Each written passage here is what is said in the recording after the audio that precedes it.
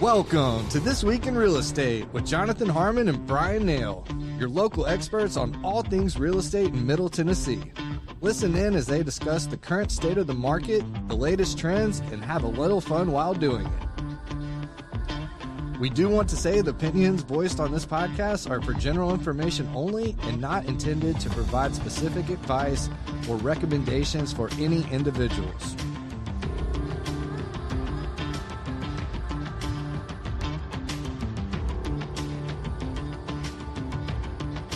All right, y'all are live.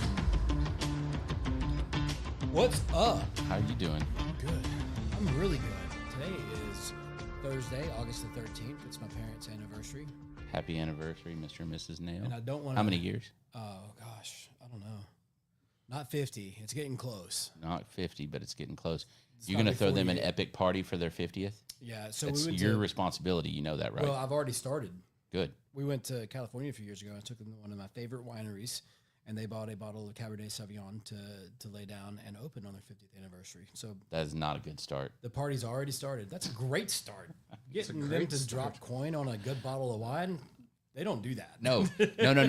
You have to do this. You I have to should buy throw them the party. bottle of wine? Yes. So I should give them- Several bottles of So wine. I should give them another one to enjoy. And all their best friends. Yeah. You All right. you got to throw them a party, dude. We'll do it. It's on your shoulders.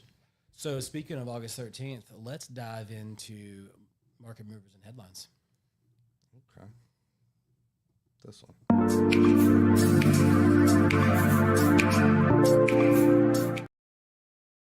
Headlines.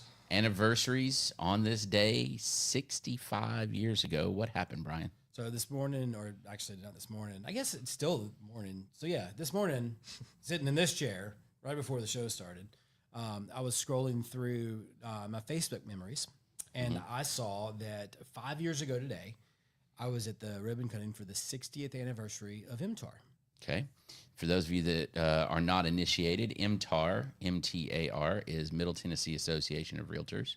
So I thought let's take what we were going to talk about because it wasn't really time sensitive, and we can save that for another day, and just let you kind of talk about what MTAR does for the real estate industry here in Middle Tennessee. So just like a lot of different professions, there are professional organizations. And again, just like a lot of professions, teaching comes to mind immediately. You have kind of a national level of that organization, a state level of that organization, and then a local level, right? So like in teaching, you might have the NEA, the TEA, and the REA, right? Rutherford Educators Association, okay? And there's a couple of others in there as well. But for realtors, in order to use the title, the word realtor, R-E-A-L-T-O-R, it's not a real word, by the way. It was created. Also not realtor. Not realtor, not relator, not any of that stuff. It is realtor. It's crazy. And that word was created by the National Association of Realtors back however many long time ago, right? Long time ago. And as that organization proliferated and the additional code of ethics, all of these different things were added to essentially give some credibility to realtors amongst the public. That's one thing. But also, ultimately, and this is what's kind of crazy, to hold those professionals to a higher standard, essentially in order to protect the public, is what it amounts to. Yeah. And so when you see someone that is a realtor, not only are they bound by the laws that the state of Tennessee has set forth in the Tennessee Code Annotated, TCA, and through the Real Estate Commission, not only that, but there's another set of standards, a code of ethics and conduct that the National Association of Realtors puts on us. And at the state level, we have Tennessee Realtors. They dropped associations. Anyway, it's this whole thing. So it's that not Nashville did. TAR anymore. It's not TAR. It's just Tennessee Realtors. Whatever. You know, they have a group of attorneys that's full-time with them. They're the ones that generate the documents that we use, the purchase and sale agreement and all that whole suite of documents that we utilize. And they vet it every single year, and sometimes at the half-year mark.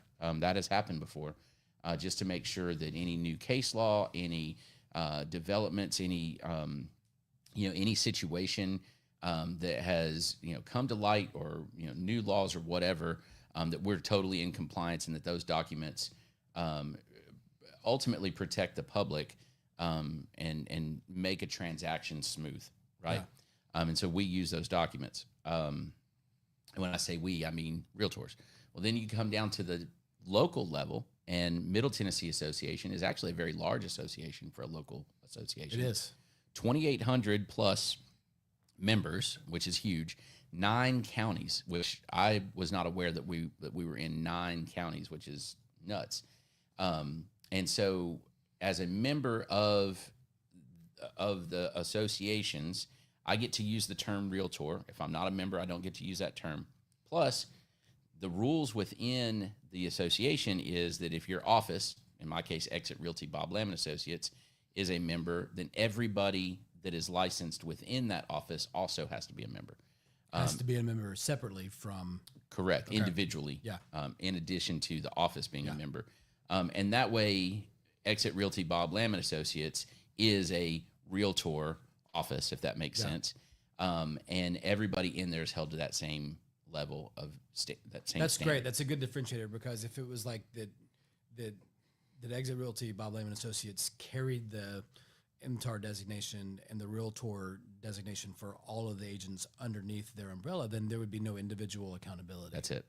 And here's the thing: if you are a real estate agent in the state of Tennessee, that does not mean automatically that you are a realtor. There is another step where you go and join. With Middle Tennessee Association, you have a 3-day long orientation. Is start to finish, all day long for 3 days. You take all kinds of classes, code of ethics, contracts.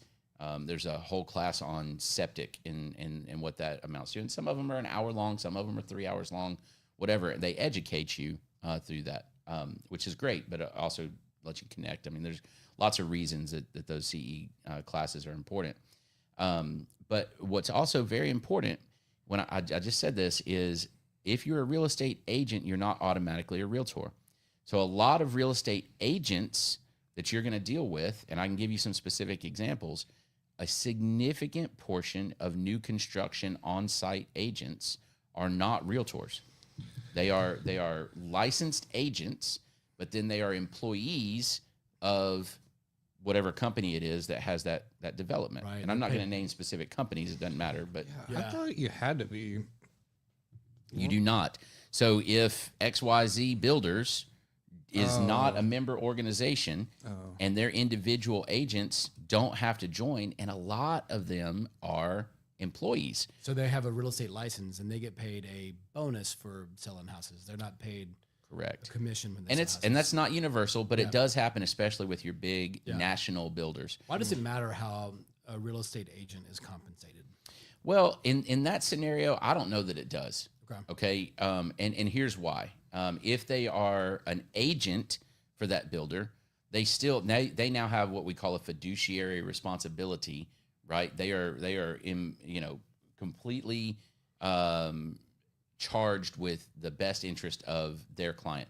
And so if they're an on-site agent that is an agent, not an employee, then their job is to represent that builder's best interest. And this is why I tell you guys so many times, if you're buying new construction, you still want to have your own agent. That super nice person in the model home. They're so nice. They are. They're so nice. Look, they're so friendly. I've met lots of them, and I like a lot of them. There's some of them I don't, but I mean, there's some of my family I don't like, so whatever, But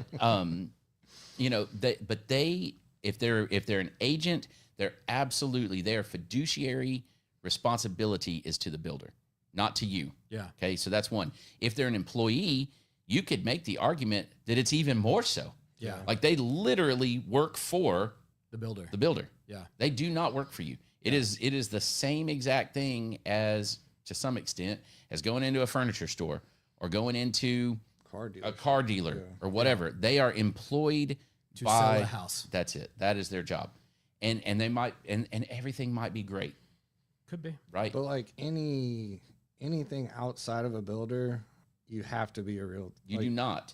No. So if I were to go and open my own firm, and I decided that Jonathan Harmon Homes was not going to be a realtor firm. Okay. I'm totally within my Could be a legal. real estate agency instead. That's it. Okay. Absolutely. I just can't use the term realtor. Got you. Okay. 100% legal. But like all the big like all the big ones around here, you have to be.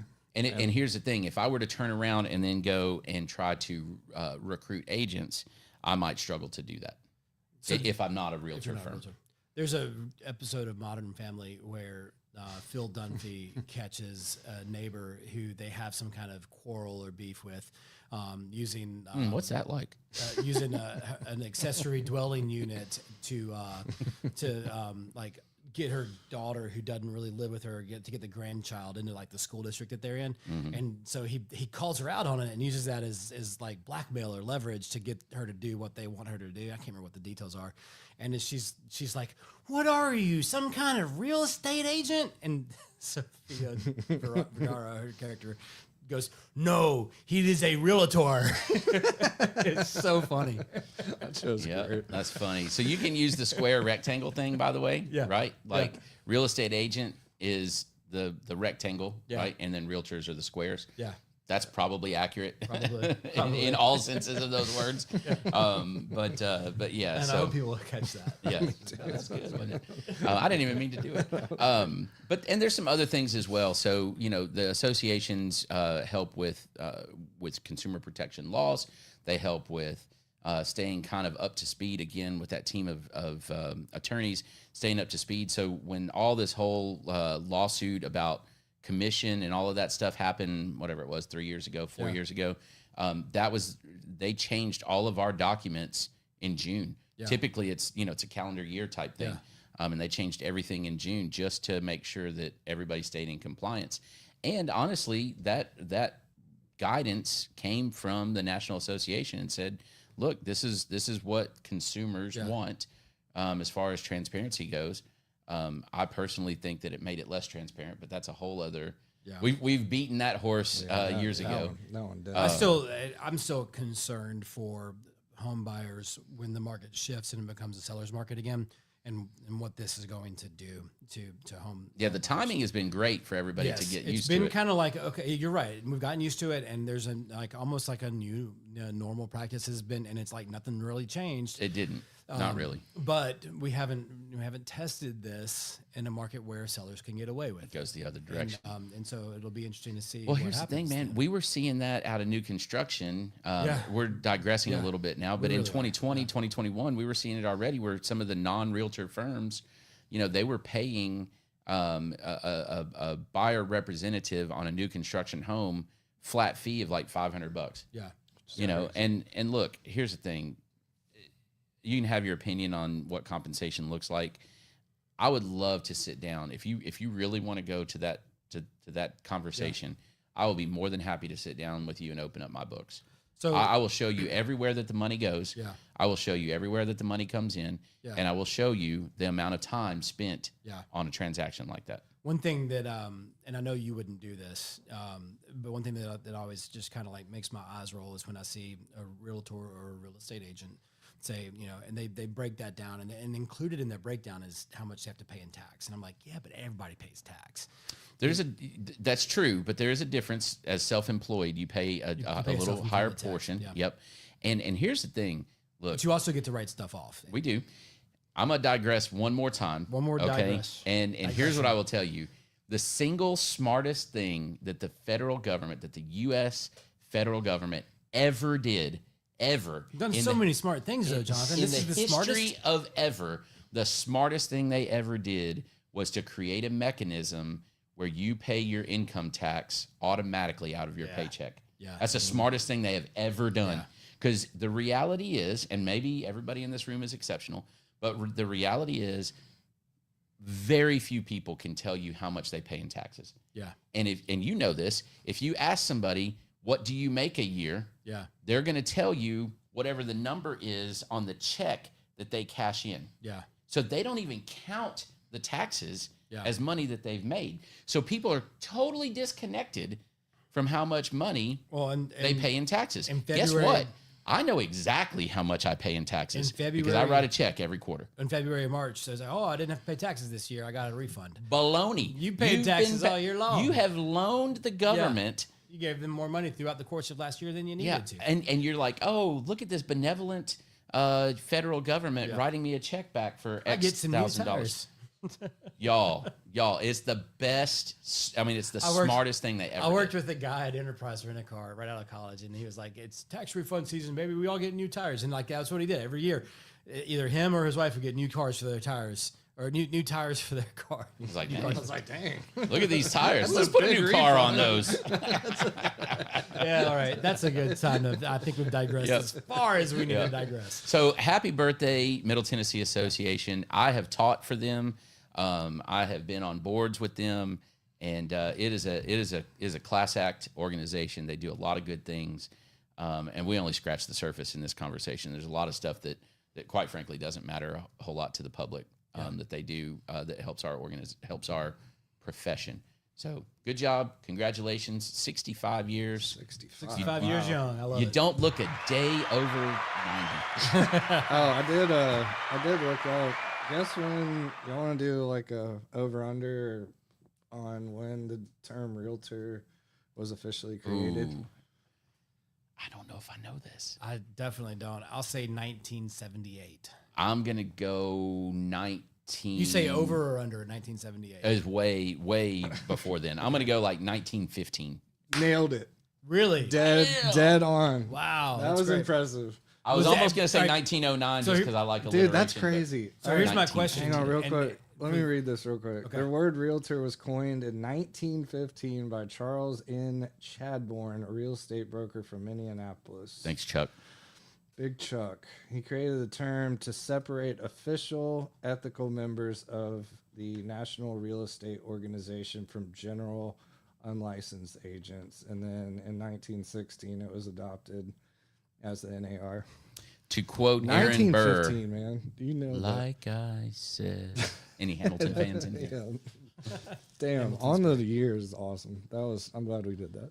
Cool. Well, that's fun. I was way wrong. You were way. You said that, and I'm like, dude. I have been before, and The organization was here before that. Well, no, I thought it could be like a retroactive kind of thing. Like they've been around for a while, but then in like 1968 or 75 or whatever. You said 78. The organization was founded in 71. So 7 years early, we're going to start calling ourselves realtors. You don't see how like that. This word doesn't even exist yet.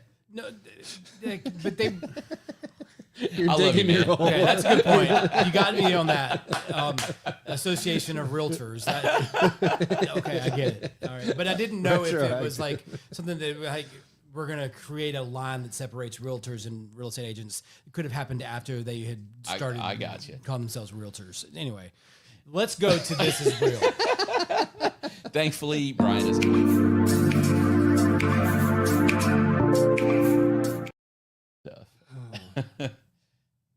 Look at my leg. So close. The leg lamp. Is it okay for me to come out yet? No, they're still taking the picture. Right. Just wait 1 or 2 more minutes. And by the way, that's a glass door. Yeah. You dummy. What's is that a window that's open to the right? No, or is it broken? I think the chairs. Oh, making the chairs blocking the. Yeah. I don't think so. There's no middle bar across this way. True. That's true. I don't think there's a window there. Because look, there's not a frame above it either. Weird. Hmm. But the leg steals the show. I bet she's stealing the window. Stephanie off camera just said. Caught red-handed. Yeah, or red-footed. Yeah. Left-legged. Left-legged. So we did an escape room here in Murfreesboro a few weeks ago, and there's a leg lamp theme to it. It was a lot of fun. Nice. I had a good time with it. Was that the whole story? Yeah, just the leg, and you see the leg lamp. What did you do with the leg lamp? It was a clue, I bet. Was it a clue? It was part of the game. Yeah, it was a Christmas themed escape room game. It was the one over there by Home Depot. I don't want to say anything on top of that. 10-4. I don't want to. Was it a major award? It is a major award. It follows the whole thing. Kind of follows a Christmas Stories. Got it. Plot. It's cool. really a fun escape game for fans of that. Is that the movie. one next to Jack Split? Yes. Okay. Yep. So Reese Mike Dixon own Yeah. that. They're good folks. Good folks. Good folks. All right, let's do a pro tip.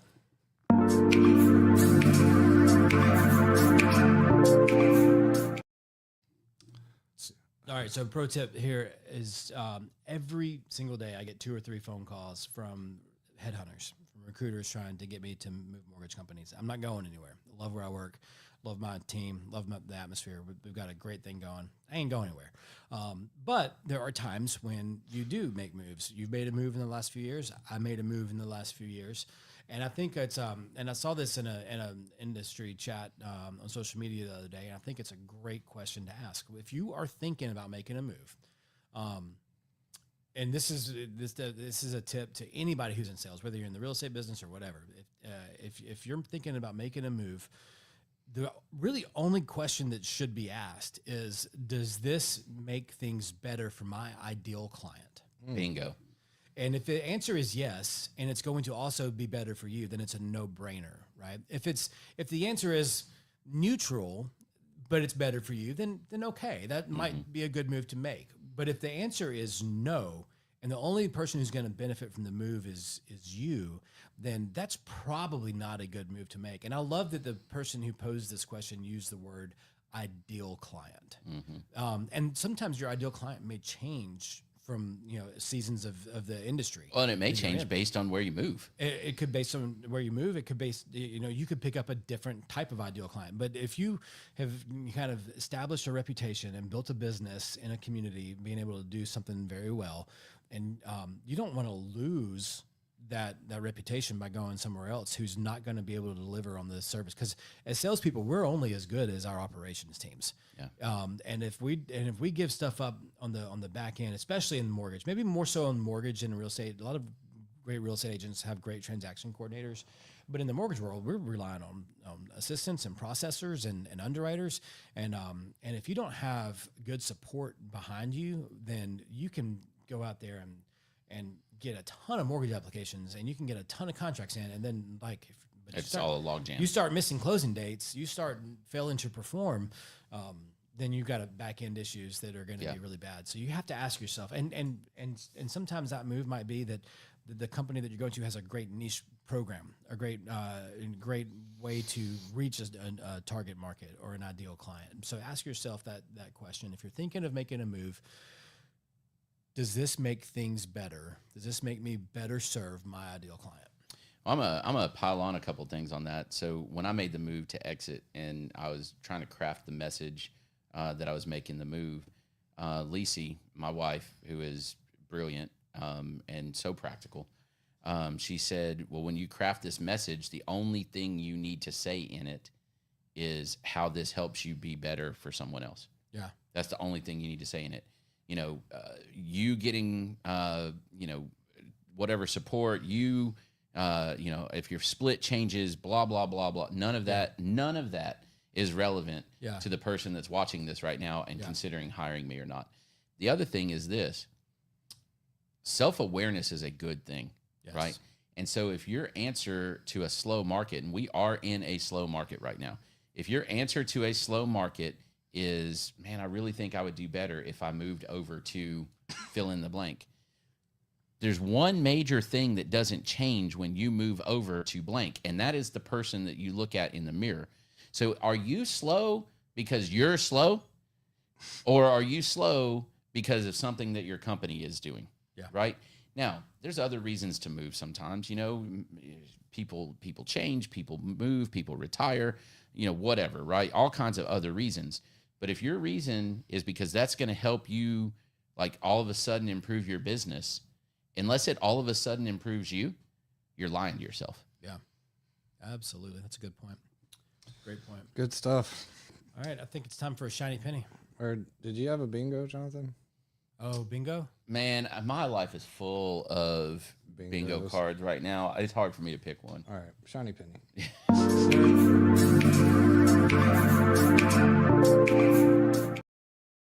Jonathan's going to narrow down a bingo card for next week, so stay tuned. So I might do a whole bingo card. You might The whole thing. Yeah. Never saw a healthy tree falling on my house. He's going to go bingo at the end. Yeah, Yeah, you're gonna get. I don't bingo. even need. I don't need the free space, y'all. I don't need it.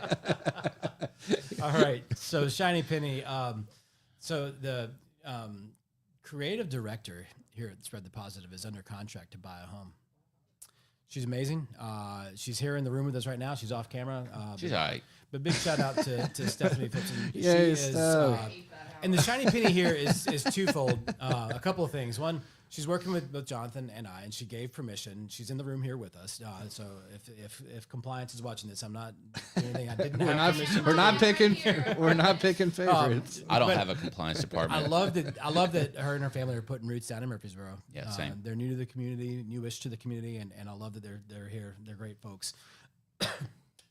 So the Shiny Penny is threefold. One, for that, and two, I think the aesthetics here at Spread the Positive have gotten better, and That's she's all been here. stuff. No knock to previous, creative directors, which there wasn't one. There wasn't. So you can knock them all you want. That 'cause was me. So no knock to Trent. But the knock other me aspect all of this day. Shiny Penny is Spread the Positive is improving its mission to getting light to what's going right, and I love that. And then the third aspect of this Shiny Penny is that as Stephanie was going through the application process and uploading documents and stuff, she told me that we have the best portal she's ever seen.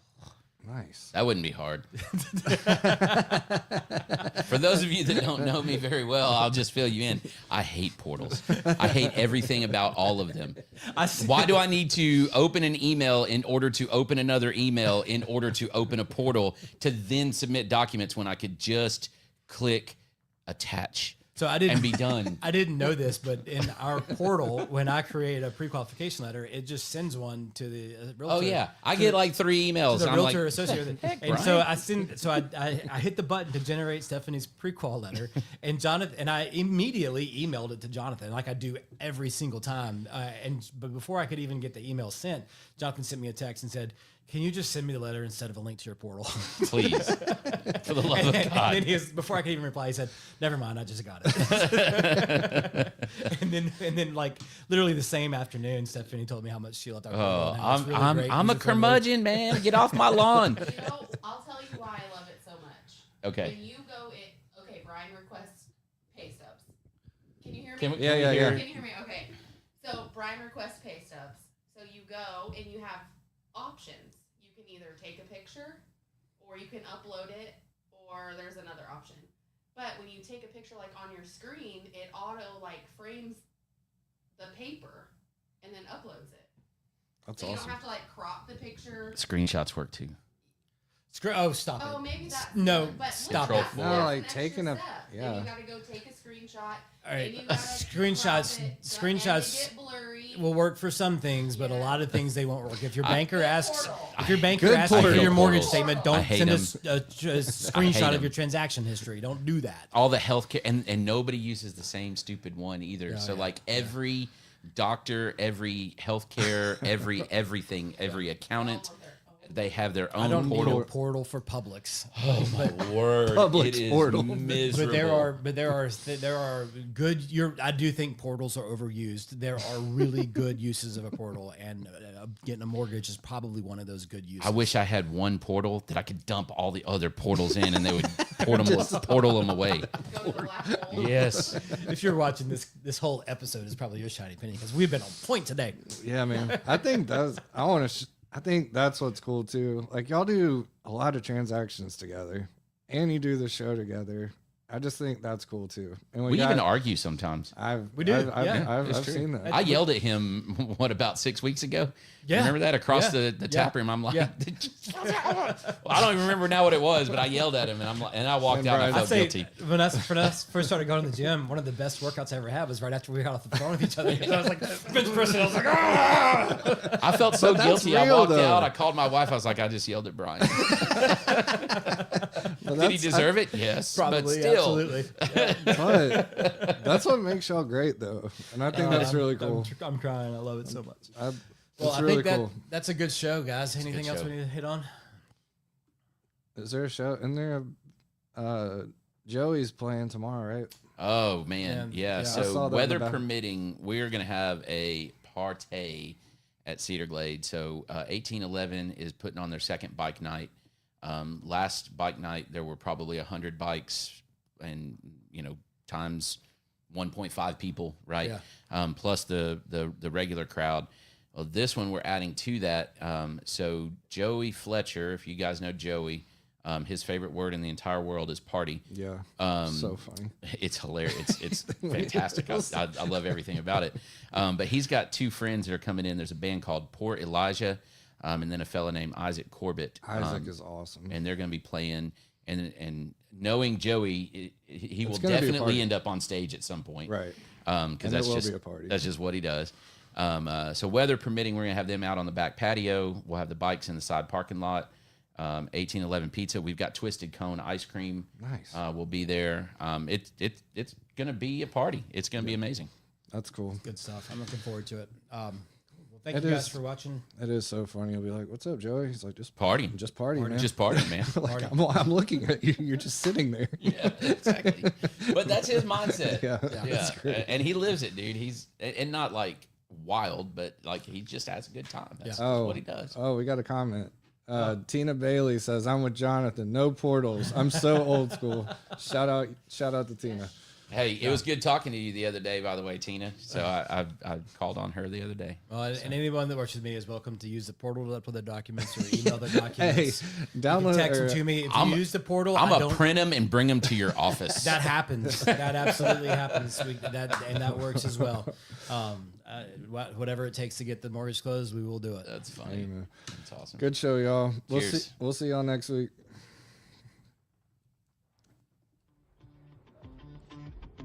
Thank you for listening to another episode of This Week in Real Estate with Jonathan Harmon and Bryan Nale, your go-to resource for all things real estate in Middle Tennessee.